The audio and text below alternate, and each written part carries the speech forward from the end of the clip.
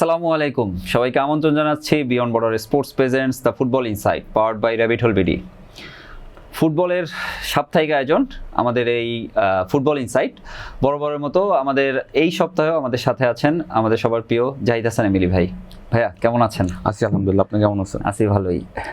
স্পেনের জার্সির দিকে তাকাচ্ছেন, মানে এইটা হচ্ছে ভাই সামনে ওয়ার্ল্ড কাপ, এটার একটা ভাইব ভিতরে চলে আসছে। কিন্তু আমার ফেভারিট টিমের জার্সি পরে আসবো সামনের শোগুলোতে, খেলা শুরু হোক। সো ভাই, গত সপ্তাহে তো অনেকগুলো আসলে খেলা হয়ে গেল। আমরা যদি একটু এক এক করে একদম রিসেন্ট যে খেলাটা, বাংলাদেশের ফেডারেশন কাপের ফাইনাল, কি দারুণ ম্যাচ! খেলাটা তো নিশ্চয়ই দেখেছেন। হ্যাঁ অবশ্যই, এবং আপনাকে দেখছি আপনি স্পেনে জার্সি পরে বসে আছেন, দেখতে ভালো লাগছে।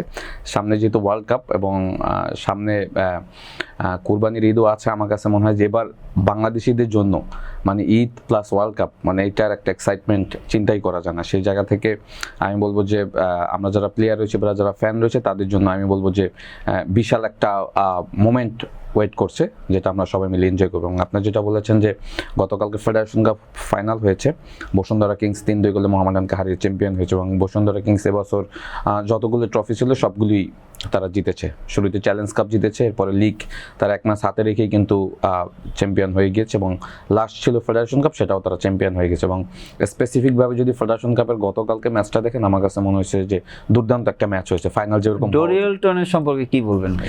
হ্যাটট্রিক করলো। হ্যাঁ, ডোরিয়েলটন সম্পর্কে কিন্তু আমরা ওই যে আমরা যখন এই শোটা তো একদম প্রিমিয়ার লিগের শুরু থেকেই করেছি, তখন ফেডারেশন কাপ লিগ নিয়ে আমরা যখন আলোচনা করেছি, ডোরিয়েলটন তো সবসময় টপ স্কোরারের লিস্টে ছিল। এবং আপনি জানেন যে লিগ এসে অলরেডি 19 গোল করে ফেলেছে, আর গতকালকে ফেডারেশন কাপে তার হ্যাটট্রিক সহ 12 গোল। হ্যাঁ, এটা চিন্তাই করা যায় না। হ্যাঁ, এই বাংলাদেশি প্রিমিয়ার লিগের এই জায়গা থেকে একজন ফরেন প্লেয়ার এর কন্ট্রিবিউশন আসলে মানে বলবো ব্রাজিল থেকে এসেছে, রাইট, আউটস্ট্যান্ডিং। সো বসুন্ধরা কিংসের কিন্তু ফরেন প্লেয়ারদের নিয়ে কিন্তু একটা সংশয় ছিল। হ্যাঁ, মাঝখানে কিন্তু অনেক ফরেন প্লেয়ার চলে গিয়েছে তাদের। হ্যাঁ, শুধু ডোরিয়েলটনকে তারা রেখেছে বিকজ তাদের ওই স্ট্রাইকিং পজিশনটাতে তাদের একটা ল্যাকিং ছিল, এবং ডোরিয়েলটনকে রেখে আসলে তারা তাদের দলটা সাজিয়েছে। এবং ওই দলে তো ম্যাক্সিমাম বসুন্ধরা কিংসের যদি প্লেয়ার দেখেন, ম্যাক্সিমাম জাতীয় দলের খেলোয়াড়, সুতরাং তাদের কোচিং স্টাফও কিন্তু লোকাল। সো ডোরিয়েলটন আসলে তার যে কাজটা সে প্রত্যেকটা ম্যাচেই করেছে, এবং ফাইনালের মতো জায়গায় 3 গোলে যখন আপনি 3টা গোল যখন আপনার একাই করে হ্যাট্রিক করে, তখন তো আসলে তার পারফরমেন্স নিয়ে কোনো কিছু বলার থাকে না। এবং আপনি যখন প্রাইজ সেরিমনি হয় তখন দেখেছেন যে প্রত্যেকটা প্রাইজই সে পেয়েছে, highest goal scorer, most valuable player এবং প্লেয়ার অফ দ্য ফাইনাল। হ্যাঁ, প্রত্যেকটা ট্রফি কিন্তু সে জিতেছে এবং সেটা সে ডিজার্ভ করে। সো ডোরিয়েলটনই আমার কাছে মনে হয়েছে যে বসুন্ধরা কিংসের পার্থক্যটা করে দিয়েছে। মোহামেডানের পারফরমেন্সও কিন্তু কালকে ফেলে দেওয়ার মতো না। আপনি মুজাফফরের ফ্রি কিকটার কথা চিন্তা করেন, মুজাফফরভ এই ধরনের ফ্রি কিক ওর প্রচুর গোল রয়েছে বাংলাদেশ প্রিমিয়ার লিগ এবং ফেডারেশন কাপের টুর্নামেন্টগুলিতে। মুজাফফরভ কিন্তু এই ফ্রি কিক স্পেশালিস্ট বলা হয় তাকে। উজবেকিস্তানের প্লেয়ার, ডেফিনেটলি আমি বলবো যে ওর ভিতরে আসলে শুটিং অ্যাকুরেসি এবং পাওয়ার যেভাবে জেনারেট করে, এটা আসলে দেখার মতো। এবং যে অ্যাঙ্গেল থেকে আপনি গোলটা করেছে, বেসিক্যালি নর্মাল ওই অ্যাঙ্গেল থেকে আসলে ফ্রি কিকের ডিরেক্ট গোল করেছে, ভেরি টাফ। এবং শ্রাবণ কিন্তু দাঁড়িয়েছিল। হ্যাঁ, কারণ যে টপ কর্নার করেছে, একদম টপ কর্নার থেকে, ওইখান থেকে আসলে লেফট সাইড দিয়ে, হ্যাঁ, এটা আসলে আনবিলিভেবল, অবিশ্বাস্য। হ্যাঁ, অবিশ্বাস্য, এটা কিন্তু যে কেউ করে দেখাতে পারবে না। বাট মুজাফফরভ দ্যাট প্লেয়ার, ওর ফ্রি কিক আসলে প্যাটার্নটা এরকম। কিছু গোল থাকে না চোখের শান্তি, এটা তেমনই ছিল এক্স্যাক্টলি। এবং মোহামেডান যেটা হয়েছে যে মোহামেডান কিন্তু শুরুতে লিড নিয়েছিল। হ্যাঁ, মোহামেডান কিন্তু 2বার লিড নিয়েও কিন্তু আসলে পরে পিছনে পরে কিন্তু ম্যাচটা হেরেছে। এবং আপনার যদি দেখেন ম্যাচের মোমেন্টামটা কিন্তু মোহামেডান তখন হারিয়েছে যখন মুজাফফরভ পেনাল্টি শুট আউটটা মিস করেছে। হ্যাঁ, মানে এইটা তো তার জন্য মানে ব্যাড লাগি বলা যায়, এত দারুণ একটা গোলের পর প্ল্যানটিতে। রাইট, এখানে শ্রাবণকে আপনার ক্রেডিট দিতে হবে। হ্যাঁ, শ্রাবণ দুর্দান্ত বলটা সেভ করেছে, এবং ওই মোমেন্টামটা কিন্তু বসুন্ধরা কিংসকে শ্রাবণ এনে দিয়েছে। তখন যদি 3-1 হয়ে যায়, মোহামেডান কিন্তু তখন অনেক উপরে চলে যায়, এবং মোহামেডান তখন ম্যাচ থেকে ছিটকে যাওয়ার কোনো ওয়ে থাকতো না। তো সুতরাং আমি বলবো যে ওইটাই একটা খেলার বেস্ট মোমেন্ট ছিল। এরপরে তো আমরা ডোরিয়েলটন শো দেখেছি। ডোরিয়েলটন আপনি যদি দেখেন পরে যে 2টা গোল, পেনাল্টির বাইরে যে 2টা গোল সে ফিনিশ করেছে 1-1 হয়েছে। এখানে যদিও মোহামেডানের ডিফেন্সের একটা বড় ল্যাকিং ছিল। লাস্ট গোলটা নিয়ে ভাই আমার একটু কথা আছে, আমার এক্স্যাক্টলি নামটা মনে নেই। মোহামেডানের যে ডিফেন্ডারটা ছিল, আমার সে মনে একটু ক্যাজুয়াল ছিল, আর একটু সিরিয়াস হলে মনে হয় বলটা সে ফিরাতে পারত। হ্যাঁ, আমিও আপনার সাথে এগ্রি করি, কারণ বল যে ইন্টেন্স ছিল ওইটা সে কভার করতে পারতো। হ্যাঁ, তাকে আমার মনে হচ্ছে যে সে মানে স্লো হয়ে গিয়েছে বা দাঁড়িয়ে গিয়েছে। সে যদি একদম লাস্ট যে ট্রাইটা আমরা করি সবসময়, হ্যাঁ আপনার Even কাজে যখন যাচ্ছে রাইট বারে ঢুকছে তখনও কিন্তু সে একটা ট্রাই করতে পারতো। ট্রাই করতে পারতো, এক্স্যাক্টলি একটা স্লাইডিং ট্যাকল করলেও কিন্তু বলটা সে বের করে দিতে পারতো। এক্স্যাক্টলি আমি আপনার সাথে এগ্রি করি। ব্ল্যাক প্লেয়ার এবং কালো প্লেয়ার আমার হয়তো নামটা মনে নেই, বাট ও ট্রাই করলে লাস্ট ট্রাইটা করলে মনে হয় ওটা সেভ করতে পারতো, এবং ওটা সেভ করলে তখন কিন্তু 2-2 থাকে, খেলাটা কিন্তু থাকে। এবং এর আগের গোলটাও যদি দেখেন সেটাও কিন্তু 1-1 তার ভুলের কারণে হয়েছে। জরিয়েলটনের আগের গোলটা যদি দেখেন, হ্যাঁ যেটাতে 2-2 হয়েছে, সেটাও কিন্তু ভুল পাস। হ্যাঁ ভুল পাস, এবং ওই ডিফেন্ডারটাই ছিল। হ্যাঁ, জরিয়েলটন কিন্তু ওকে বিট করে চলে গিয়ে কিন্তু গোলকিপার সুজন আমার সুয়ারেজের একটা কথা মনে পড়লো ভাইয়া, একদম বল জালে ঢুকে যাচ্ছে, সুয়ারেজ হাত দিয়ে, সে তো ম্যাচ বাঁচানোর জন্য এরকম একটা ট্রাইও করতে পারতো ওই মুহূর্তে। হ্যাঁ, এটা যেটা হয়েছে আপনি বলছেন, বাট এটা হাত দিয়ে না, ও স্লাইডিং ট্যাকল করলে দিলেই হতো। সেটাও যেটা বললাম যে ফুটবলে কিন্তু একটা লাস্ট ট্রাই বলতে কথা আছে। হ্যাঁ, যে আপনি শেষ সময় আপনাকে ট্রাই করতে হবে, অ্যাট লিস্ট ডিফেন্ডার বা গোলকিপার যে লাস্ট ম্যান। আমি ট্রাই করতাম, আমার পায়ে লেগেই ঢুকে যেত না, আমি ট্রাই করতাম, বাট সামহাউ আমি জানি না। এবং দুইটা গোলের পিছনে এবং মোহামেডান সাপোর্টাররা কিন্তু অলরেডি সোশ্যাল মিডিয়াতে কিন্তু এই দুইটা গোল নিয়ে অনেক আলোচনা শুরু। কিন্তু আসলে মানুষের চোখে লাগে যে তাহলে কি কোনো সমস্যা কিনা এই জায়গাটা, আই ডোন্ট নো। এবং ওই ডিফেন্ডারটা কিন্তু পুরো season, whole of the season ভালো খেলেছে, টু বি অনেস্ট। হ্যাঁ, মোহামেডানের ওই ডিফেন্ডারটা এটা খুবই হতাশাজনক। এবং ফাইনাল ম্যাচের মতো জায়গা আসলে তার এই পারফরমেন্স, এটা আসলে মোহামেডানের সাপোর্টার রেগুলার আমি দেখছি যে এটা নিয়ে তারা লিখছে এবং সমালোচনা করছে। তারপর আমি বলবো যে ফাইনাল ম্যাচ যেরকম হওয়ার কথা, 5 গোল হয়েছে ফাইনাল ম্যাচে, দারুণ ম্যাচ হয়েছে। এবং মোহামেডান তো আসলে একটা সময় খুব স্ট্রাগল করছিল, হ্যাঁ, তো সেই জায়গা থেকে তারা লিগও আসলে একটা সময় তার রেলিগেশন জোনে ছিল, সেখান থেকে তার এখন 20 পয়েন্ট নিয়ে টেবিলে 6 আছে। আর ফেডারেশন কাপের তো ফাইনালে উঠে গেছে, এবং তাদের মাঝখানে কিন্তু কোচকেও স্যাক করা হয়েছে, আপনি জানেন, আলফাজ বেকে ইন্টেরিয়াম কোচ হিসেবে অ্যাসিস্ট্যান্ট কোচকে দেওয়া হয়েছে, সে কিন্তু বেশ ভালোই করেছে। আরেকটা প্লেয়ারের কথা যদি একটু বলি, আমরা লাস্ট এপিসোডেও হয়তো ওনাকে নিয়ে কথা বলেছিলাম, সৌরভ দেওয়ান। দুর্দান্ত সৌরভ, দুর্দান্ত। ফাইনালে সে কিন্তু স্কোর একটা করেছে, ও 7 গোল করেছে। ওনার আসলে ফিউচারটা কি দেখছেন, নাকি মানে শুধু স্কোরই করছে? আমরা আসলে ফ্রন্ট লাইনে তাকে কি দেখতে পারবো সামনে? অবশ্যই ফিনিশিং এর জায়গাটা যদি দেখেন, একজন স্ট্রাইকারের বেসিক যে গুণাবলী থাকা দরকার, আমার কাছে মনে হয় সৌরভের ভিতর সবগুলি রয়েছে।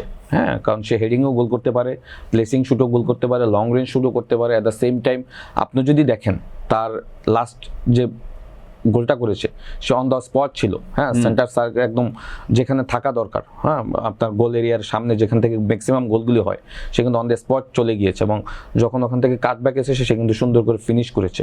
সো সৌরভ দেওয়ানকে আমি মনে করি যে এই যে ওয়ার্ল্ড কাপে আলভারেজের এক্স্যাক্টলি।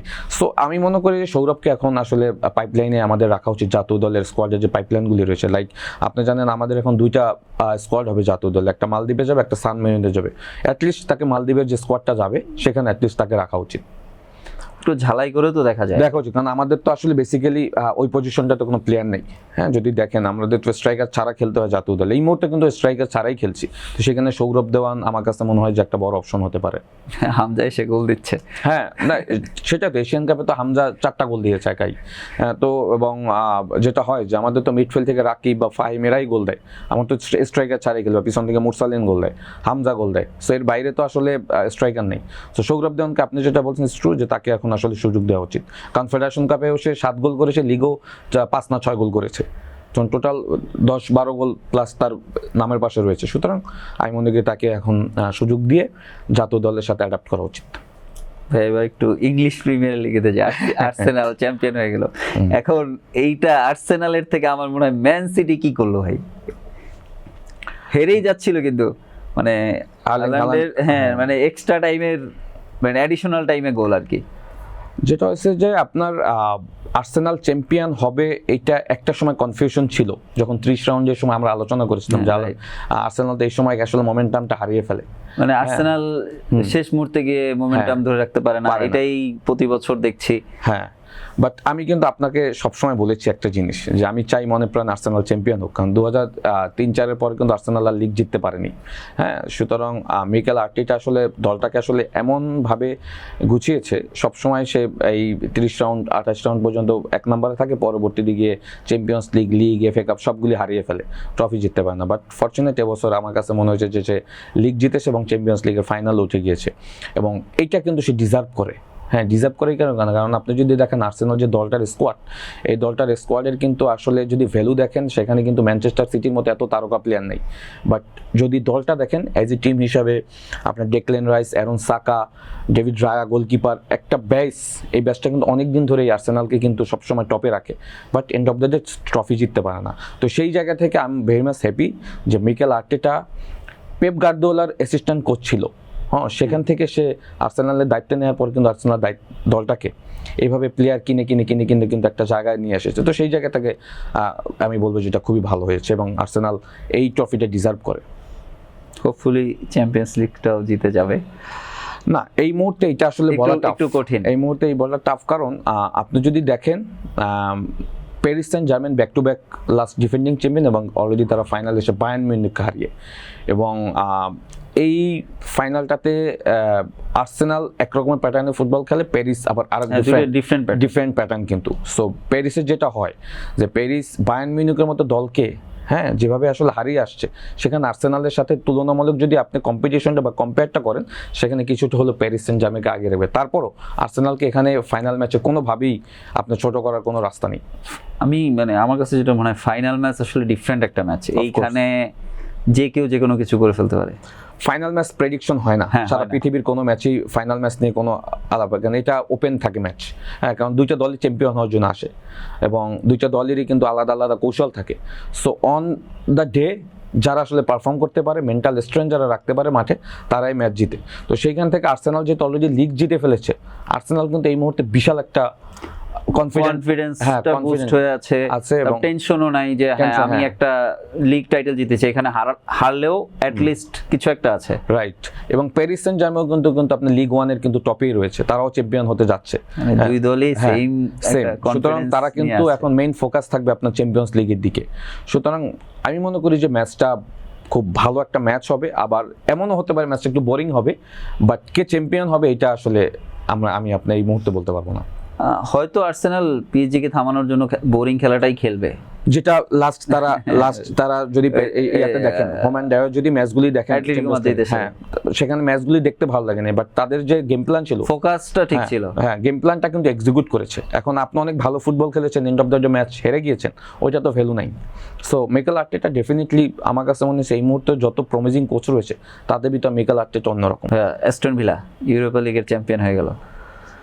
না, অ্যাস্টন ভিলা তো আসলে একটা সময় যদি প্রিমিয়ার লিগও দেখেন, তারা কিন্তু শুরুর দিকে টিম ছিল 1 থেকে 3-এ 4-এ, সব সময় তারা কিন্তু এই রেসে থেকেছে, এবং স্টিল তারা কিন্তু 4-এ আছে। হ্যাঁ, বিকজ তাদের আসলে লিগ শিরোপার থেকে মেইন টার্গেট হলো তারা চ্যাম্পিয়ন্স লিগ খেলবে। হ্যাঁ, তো ইউরোপা লিগ যারা চ্যাম্পিয়ন হয় তারা ডিরেক্ট চ্যাম্পিয়ন্স লিগ খেলে। হ্যাঁ, সুতরাং তাদের তো আর ওই বাধাটা নেই, এবং ইউরোপা লিগের ফাইনালে তারা চ্যাম্পিয়ন হবে এটা আমি আগে ধরে নিয়েছিলাম, এবং 3-0 গোলে হারিয়েছে আপনার জার্মানির যে দলটা ফ্লিটবার্গে। সো ওই ম্যাচ শুরুর আগে আমার এক্সপেকটেশন ছিল যে অ্যাস্টন ভিলা জিতবেই, কারণ অ্যাস্টন ভিলা দলের যে টিমের স্কোয়াড ডেপথ মানে অসম্ভব স্ট্রং, এবং সব থেকে ব্যাপার হলো তাদের কোচ উনাই এমরি, হ্যাঁ এই নিয়ে 5 বার সে ইউরোপা লিগ জিতেছে। হ্যাঁ, সুতরাং ইউরোপা লিগ জেতার জন্য যে আসলে তার একটা অন্যরকম একটা ফেভার থাকে। হ্যাঁ, সো এইবার নিয়ে কিন্তু তার 5 বার হলো ইউরোপা লিগ চ্যাম্পিয়ন। এর আগে সে সেভিয়াকে চ্যাম্পিয়ন করিয়েছে, এবার অ্যাস্টন ভিলাকে চ্যাম্পিয়ন করিয়েছে। সুতরাং আমি বলবো যে অ্যাস্টন ভিলার জন্য এটা বিশাল একটা প্রাপ্তি, এই কারণ এই দলে এইখানে কিন্তু অনেক প্লেয়ার আছে যারা ওয়ার্ল্ড কাপ খেলবে। হ্যাঁ, ওয়ার্ল্ড কাপ খেলবে, এবং এইখানকার ম্যাক্সিমাম আপনি যদি দেখেন আর্জেন্টিনার এমি মার্টিনেজের একটা রিপোর্ট পড়ছিলাম, উনি বললো যে উনি প্র্যাকটিসের সময় নাকি আঙ্গুল ভেঙে গেছে। রাইট, এই ভাঙা আঙ্গুল নিয়ে খেলছে, এবং খেলার সময় নাকি একটু পর আঙ্গুল এদিক ওদিক সরে যাচ্ছে, ঠিক করে নিচ্ছিল। রাইট, সো এমিলিয়ানো মার্টিনেজের মতো প্লেয়ার যখন দলে থাকবে, তখন আসলে কোচের জন্য অনেকটা অনেকটা সহজ হয়ে যায়। এবং বুয়েন্দিয়া রয়েছে আপনার আর্জেন্টিনা প্লেয়ার, সে গতকাল গোলও করেছে। হ্যাঁ, সো আমার মনে হয় যে সেও হয়তো আর্জেন্টিনা স্কোয়াডে থাকার প্রথমে স্কোয়াডে রয়েছে, সেও হয়তো স্কোয়াডের সাথে যুক্ত হতে পারে। ম্যাকগিন, ওয়াটকিন্স, দুর্দান্ত একটা দল, টু বি অনেস্ট, দুর্দান্ত একটা দল। অ্যাস্টন ভিলা আসলে ডিজার্ভই করেছিল ইউরোপা লিগ জেতার, তো সেই কাজটা তারা করেছে। ধন্যবাদ ভাই, আমরা আজকে এখানেই বিদায় নিচ্ছি। আমরা আবার সামনে ওয়ার্ল্ড কাপের টিমগুলো নিয়ে অ্যানালাইসিস করব, টিম কেমন হলো এটা নিয়ে আমরা আবার আসবো। দর্শক, আজকে বিদায় নিচ্ছি, আল্লাহ হাফেজ।